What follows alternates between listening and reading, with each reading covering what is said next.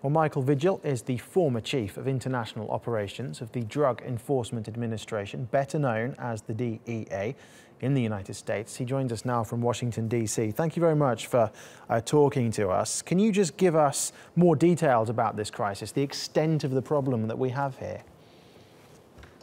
Well, the opioid epidemic that we have in the United States is probably the worst drug epidemic that we've ever had in the history of America.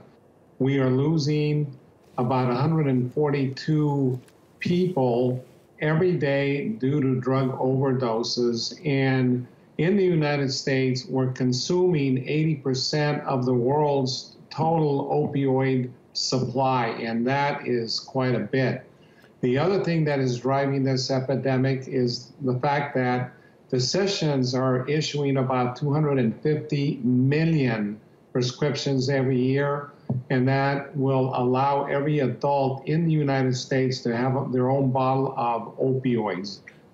So how has this situation got so out of control? How has this happened? It's gotten out of control simply because of very aggressive marketing by pharmaceutical companies, over-prescribing by doctors.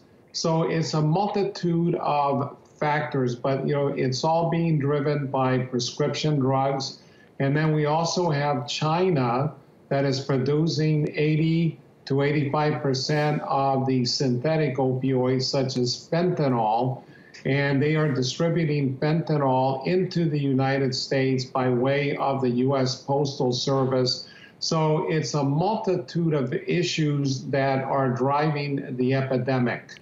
So a state of emergency has now been declared.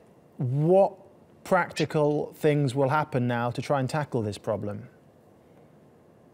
As a result of the declaration of national emergency, it allows the executive branch of the government to now direct funding to create more treatment facilities and at the same time provide police and first responders with Narcan, which can reverse the overdose effects of opioids.